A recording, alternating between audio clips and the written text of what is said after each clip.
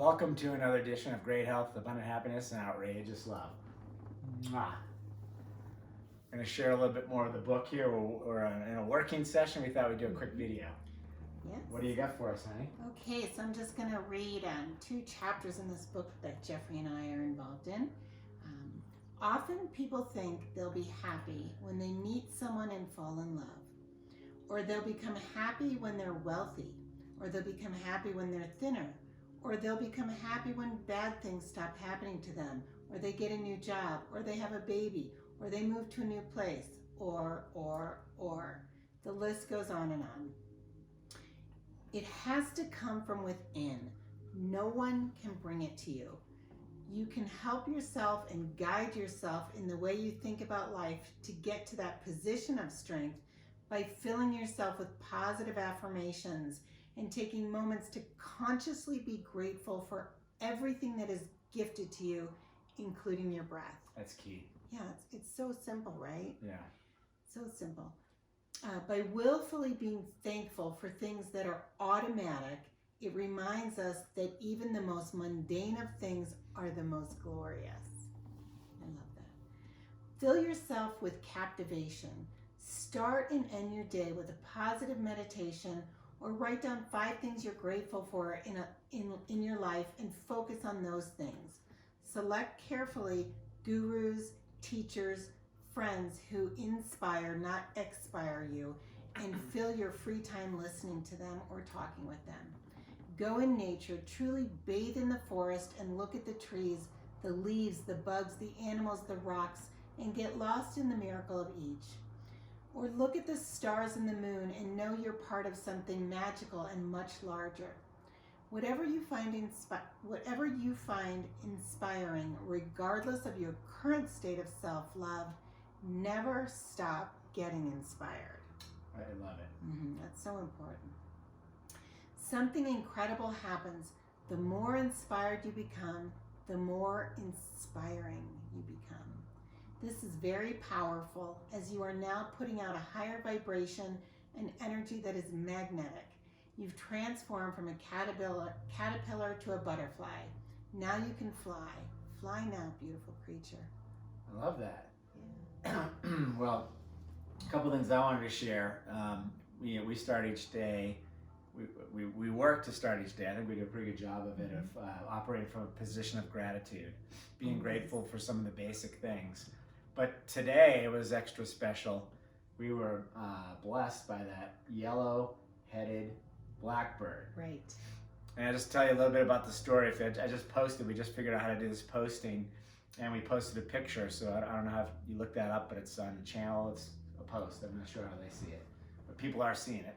But I saw a yellow-headed blackbird. So a blackbird with a big, bright yellow head.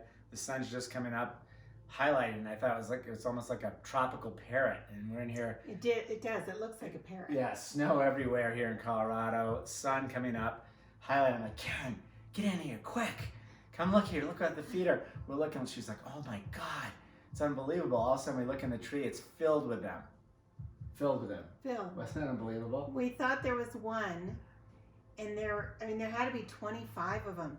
And the cool thing about this is we had some meditation music going with the windows open. And I said to Jeffrey, listen, I think the birds are singing back because it's a different song.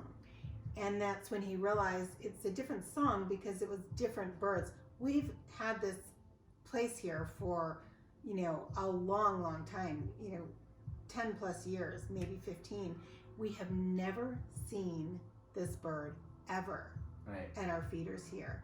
And I don't know if it's because of, everything that's going on. Oh, it's definitely the shift. In the new world, yeah, right? It's definitely the shift. Exactly. Animals are coming close, as the bird's right here eating seeds right outside our window. Exactly. But yesterday, Karen and I were up on the hill, and we were sitting under a tree with our face in the sun, and a fox came right up upon us. I mean, she came really close, and it was beautiful, and she stopped and watched us. It was such a beautiful thing. It was so beautiful. So, the point is to really get lost in the beauty of all of these things that in the old world people were too busy to see all that. And the world was so full of exhaust, etc., that a lot of this, wildlife and nature wasn't coming into areas where we could see them. So it's just a really beautiful time to reflect on the simplest of things, Right. and build yourself up from within. Well, and back to what you're talking about gratitude. Because some people may be in the city. Karen and I, when we met, we lived in downtown Boston. Right. So you may not have, beautiful snow-covered mountains with, blue sky and yellow-headed blackbirds coming in. However, in Boston, I remember you had those little pigeons that nested outside Oh on my your, gosh, on yes. your And the squirrels are so air conditioner. abundant, right? And even if it's not doesn't always have to be nature. It's just getting up next to that person that you really care about. Or if you're by yourself, maybe it's that cup of coffee. When I was a young kid, going to the office and wake up in the morning, maybe we had a big night the night before, I didn't really want to go to the office. I used to say, all right, I'm just going to get in there, get that first hot cup of coffee and get to talk to my friends.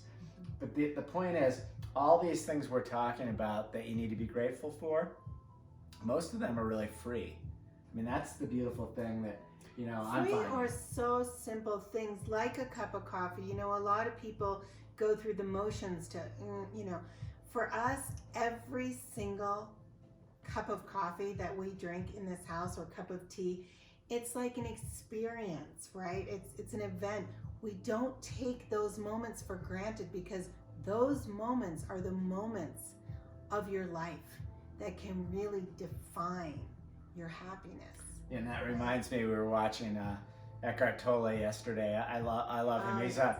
He's probably about the closest to being fully enlightened of anybody I know on this planet. I'm sure there's somebody that's more enlightened that's up on a mountain somewhere meditating. I just don't know who he or she is. But Eckhart Tolle was talking about the beautiful things in life and just looking at a tree and looking at the leaves. Or how about this glass of water? He's sitting in front of a bunch of people, takes a glass of water, he goes, how amazing is water? And he just takes a sip, and you could tell he was just enjoying it, and it's so delicious, and it's amazing, really. It made me want water. I took a glass of water, and I've got one over here. Every time I'm drinking water, I'm thinking about that and experiencing the water and how great it is. I mean, think about it. It's everywhere. Most of us, I mean, if you're lucky enough to have water running out of a faucet, that's huge. I mean, some people on the planet don't have that. So it is just those simple things that you have to be grateful for. Exactly. And when you can really experience them and have the gratitude for them, that's really part of falling in love with yourself. If you don't enjoy these littlest things, it's because you don't have that overflowing love from within to find it in the simplest things. You're seeking big things to make a momentous mark to fulfill you, and it's the opposite, right? And this is such a beautiful time for that. That's why we wanted to read that section, because right now with quarantine and self-isolation, all of those big things are not part of everyday life right now. Right. And it is the smallest things. And you'll hear people, you might hear some of the gurus or your friends saying, I had the most phenomenal night last night. And then there's other people saying, this isolation is killing me. It's all a matter of the self-love that is projected from each one of those two different individuals. Same opportunities, right? Same beautiful cup of coffee that they can relish on. One might look at it as, a beautiful thing, and that's because they're so full of self-love, they can see it in the most mundane of things. It's a position of operating from gratitude, right? A sense of gratitude. I mean, that's what you have to do, is just be very thankful for everything around you.